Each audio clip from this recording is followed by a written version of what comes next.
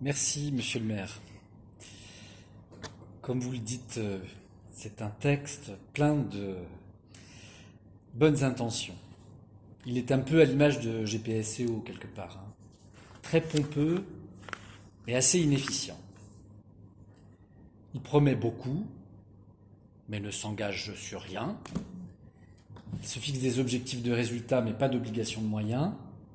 Il nous rappelle des valeurs, la solidarité, la collaboration, des principes, la subsidiarité, auxquels je suis comme vous attaché, et une méthode, la démocratie. Enfin, si tout ça allait de soi à GPSEO, pourquoi le consigner dans une charte? En fait, l'Interco, elle a échoué sur tous ces points. Elle est gouvernée par un exécutif qui se moque bien des prises de position des maires, qui concentre l'essentiel des compétences territoriales qu'il exerce sans véritable vision, de manière chaotique, déconnectée des besoins du terrain et sans organiser la moindre péréquation. On nous avait promis des économies d'échelle qui ne sont pas au rendez-vous. Vous avez évoqué la situation financière de GPSEO, monsieur le maire. Sachez qu'elle est dramatique. Si bien que la qualité des services se dégrade. Vous avez évoqué les déchets. On pourrait aussi citer le nettoyage de la voirie, par exemple. Donc cette charte, elle n'a été rédigée que pour apaiser la colère des maires, qui est grondante. Il y en a 73 et la majorité d'entre eux commencent à en avoir vraiment assez de tout cela. Mais cette charte, au lieu de revoir la distribution des compétences, comme on nous l'avait fait croire lors des vœux du 1er janvier, au lieu d'envisager la possibilité d'accorder un droit de veto aux conseils municipaux, par exemple, sur les sujets qui les concernent exclusivement, on nous promet que toutes les interventions de l'Interco feront désormais l'objet d'un suivi communal sur le terrain, et je cite, à toutes les étapes de tous les processus. Et quoi?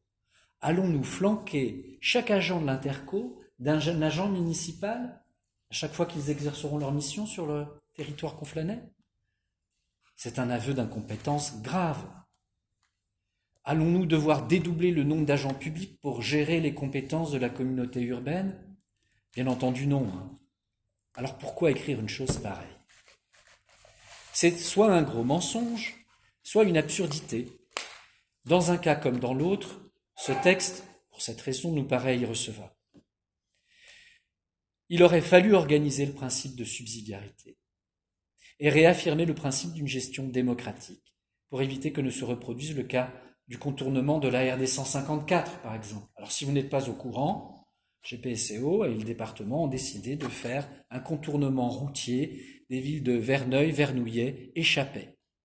C'est très coûteux, ça va bousiller un espace forestier, personne n'en veut, les maires y sont opposés, à la fois le maire de Verneuil, Vernouillet et Chappais. Ils ont organisé une consultation, un référendum d'initiative locale. Le non au contournement routier l'a emporté à plus de 85% dans ces communes, même 97% à Chappais. Et que croyez-vous qu'il s'est passé au nom de cette fameuse subsidiarité et de respect de la démocratie lors de la dernière séance de GPSEO? On nous a expliqué que ça comptait pour du beurre et que leur route, ils la feraient quand même. Voilà. Donc aujourd'hui, on nous demande de voter cette charte. C'est inadmissible. Elle a beau établir le principe selon lequel les maires seront écoutés, on a vu ce qu'il en était. Je vous comprends, hein, je comprends votre réserve, monsieur le maire, hein. Pour le coup, je signe la réserve par la charte. Mais cette charte ne pourra pas leur permettre de s'affranchir des caprices de quelques vice-présidents qui sont convaincus de savoir faire le bien des populations malgré elles. C'est la raison pour laquelle nous rejetons cette charte. Je vous remercie de cette attention, de votre attention. Oui, merci, Monsieur Calonec. Juste une précision, parce que je n'ai pas fait dans la présentation, et donc l'objectif, c'est que le conseil municipal émette un avis, le vote évidemment ayant lieu dans le cadre de la communauté urbaine Grand Paris Seine-et-Oise et de son conseil communautaire. Simplement, il s'agit bien d'un pacte de gouvernance, hein, il ne s'agit pas de traiter du transfert des compétences qui, elle, aura lieu dans le cadre de la CLET dans les prochains mois, et ce sera, je l'ai dit, et ce sera fondamental et un enjeu important dans les prochains mois, et pour la communauté urbaine Grand Paris Seine-et-Oise, et surtout pour la ville de Conflans-Sainte-Honorine. Mais ce pacte de gouvernance n'a pas vocation à traiter ce sujet des transferts de compétences, qui est évidemment d'une complexité telle que ça nécessite quand même au moins plusieurs semaines, voire plusieurs mois de travaux.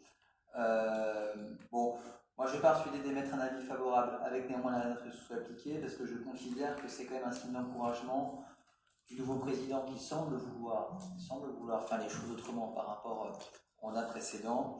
Souhaitons que ce soit bien le cas. Je propose donc de passer au vote de cette délibération numéro 21 qui est contre.